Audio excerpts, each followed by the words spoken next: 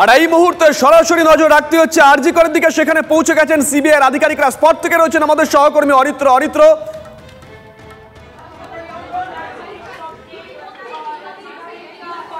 দেখো শুভজিৎ, প্রথম দিনের পর দ্বিতীয় দিন ফের আরজি কর হাসপাতালের যেখানে তিলোত্তমার ধর্ষণ এবং মৃত্যুর ঘটনা, সেখানে এসে পৌঁছালেন সিবিআই স্পেশাল টিম। দেখো মূলত সিবিআই ডিআইজি পদমর্যাদার আধিকারিক সহ বেশ কয়েকজন মহিলা আধিকারিক রয়েছেন এই টিমে, এবং তারা এসে পৌঁছে গিয়েছেন যে জায়গায় মূলত গতকাল রাতে ভাঙচুর হয়েছিল সেই জায়গা প্রথমে তারা দেখলেন, এবং তারপর পিও অর্থাৎ প্লেস অফ অকারেন্স যেখানে মূল ঘটনাটি ঘটেছিল সেদিকে যাওয়ার চেষ্টা করছেন সিবিআইয়ের গোয়েন্দারা। তুমি দেখতে পাচ্ছ সরাসরি প্রথম দিন সিএফএসএল দিল্লি এবং সিবিআই আধিকারিকরা এসে নমুনা সংগ্রহের কাজ চালিয়ে গিয়েছেন।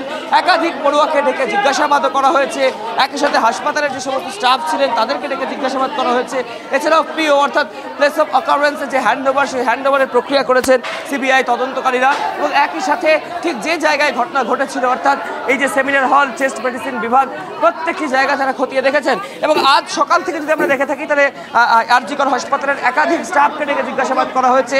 সেদিন রাত্রে যারা ডিউটিতে ছিলেন সেই সমস্ত অন ডিউটি নার্সদেরকে ডেকে জিজ্ঞাসাবাদ করা হয়েছে, এবং এরপর সরেজমিনে ঘটনাস্থল অর্থাৎ আরজি কর হাসপাতালে এসে পৌঁছালেন সেন্ট্রাল ব্যুরো অফ ইনভেস্টিগেশন সিবিআইয়ের তদন্তকারী আধিকারিকরা। এবং যেটা সিবিআই সূত্রে খবর, স্পেশাল 12 জনের যে বিশেষ তদন্তকারী আধিকারিকরা রয়েছেন তারা এসে পৌঁছে গিয়েছেন, মহিলা আধিকারিকরা রয়েছেন, এবং একই সাথে ডিআইজি এবং জয়েন্ট ডিরেক্টর পদমর্যাদার সিবিআইয়ের কর্তারা তারা কিন্তু এসে পৌঁছেছেন আরজি কর হাসপাতালে।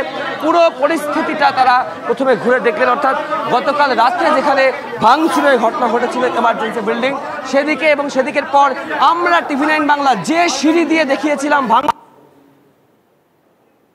সেই দরজার দিকে উঠলেন সিবিআই কর্তারা। অর্থাৎ আমাদের খবর আমার কাছে সেই রাস্তা দেখতে পাচ্ছ কেন্দ্রীয় বাহিনী রয়েছেন, যে জায়গার দরজা ভেঙে দেওয়া হয়েছে সিল করা দরজা, সেই জায়গা সেই সিঁড়ি দিয়ে তুমি এই ঘটনার উপরে উঠে যাচ্ছে। অর্থাৎ তারা পৌঁছে দেওয়ার চেষ্টা করছেন যে পিও রয়েছে যেখানে তিলোত্তমার ধর্ষণ এবং হত্যার ঘটনা ঘটেছিল সেই জায়গায়। সিবিআই সূত্রে খবর পাওয়া যাচ্ছে আজও সেখান থেকে বেশ কিছু নমুনা সংগ্রহ করতে পারেন, এবং যে তথ্য বা যে বয়ান তারা সকালে একাধিক জনকে জিজ্ঞাসাবাদ করে পেয়েছেন সেই তথ্য এবং বয়ানের সাথে মিলিয়ে দেখা হতে পারে সেসব অপারেশনের ঠিক কি পরিস্থিতি রয়েছে। সামগ্রিক বিষয়টা কিন্তু এখন নির্ভর করছে স্পেশাল 12।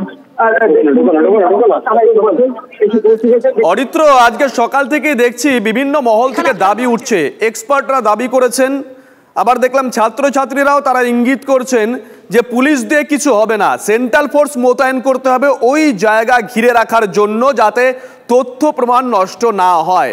বাহিনী মোতায়েনের কোনো খবর কি আছে তোমার কাছে?